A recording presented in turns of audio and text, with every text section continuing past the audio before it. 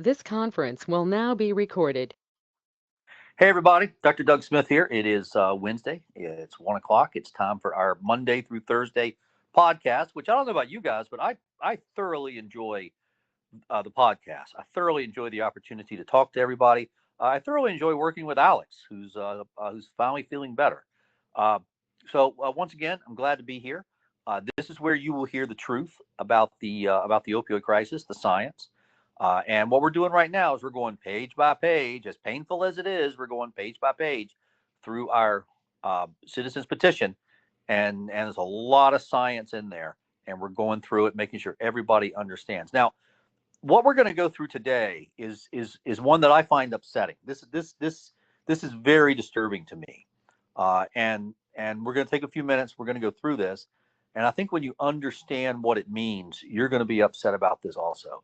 Take a look at the screen in front of you, okay? And I want you to look at three different graphics there. They're lined up 1, 2, 3. The first one is it says U.S. life expectancy stalls.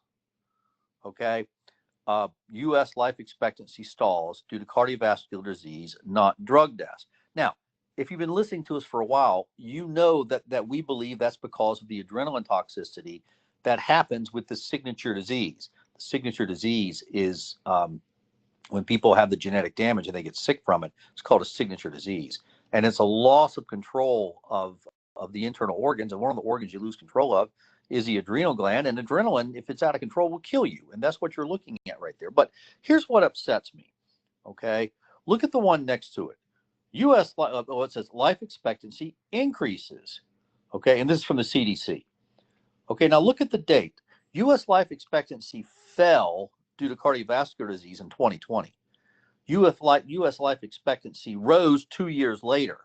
Okay, now we've never seen an episode where life expectancy whipsawed around like that. We've never seen a yo-yo effect in life expectancy. It tends to move very slowly.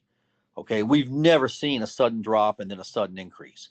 So right there, that should have gotten somebody's attention at the CDC. Okay, but as you can see, the CDC, they're just oblivious. What a waste of tax dollars.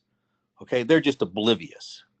Okay, we know that what happened was people were genetically damaged. They experienced the signature sickness. They experienced adrenaline toxicity, and they died from a cardiovascular event.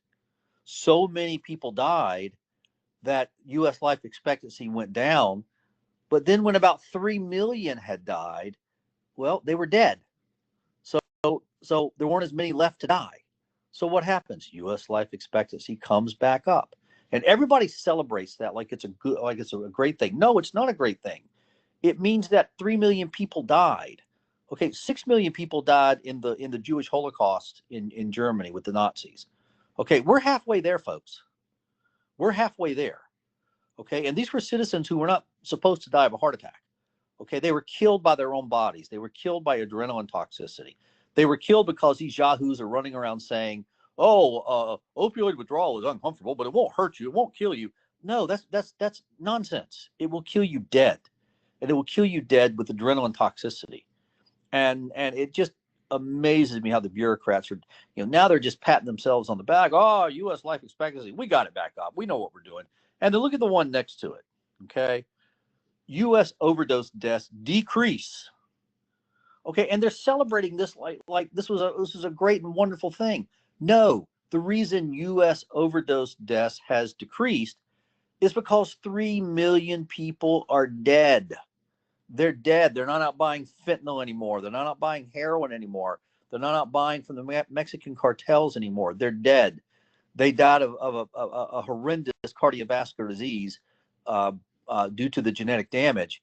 And the yahoos at the CDC, notice that's a CDC again, the yahoos at the CDC, they're celebrating the rise in U.S. life expectancy and the drop in U.S. overdose death rate. Yeah, we public health people, we know what we're doing. We got out in front of this, and we did some programs, and we did some programs, and these programs, boy, they really made a difference. And look at that, we turned the tide. We're on top of this thing. We know what we're doing with this opioid situation. And I look at that and I just shake my head, and I am appalled I am appalled at the lack of knowledge that these bureaucrats, these public health officials, I'm appalled at the lack of knowledge that they exhibit. Okay, they're practically dislocating their shoulders, patting themselves on the back, particularly about the drop in overdose deaths. They don't realize it's because 3 million genetically damaged people have died. Okay, go back and watch yesterday's show. Look at that graph from the American Heart Association. It takes 3 million people to make a line like that. It takes 3 million people to die to do that. And how many are left? You know, when you start to see a rise in life expectancy and a rise in overdose deaths, you can kind of bird dog that half of them are gone. Okay, so 3.5 million died. There's probably another 3.5 million left. Okay, the survivors. Okay, but at the rate we're on, these people are on a pathway to extinction. Okay, that's what this is. This is a pathway to extinction, and we're witnessing it right in front of us. And the experts, boy, the experts have I've never witnessed anything. The reason I've never witnessed anything like this in my life is because nothing like this has ever happened before.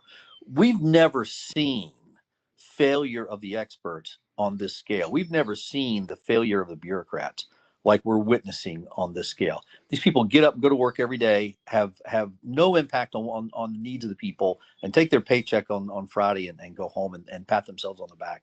It just sickens me. All right, I'm going to hold here today. Tomorrow's Thursday. We'll do one more show this week. Again, my name is Dr. Doug Smith. Please like and subscribe us.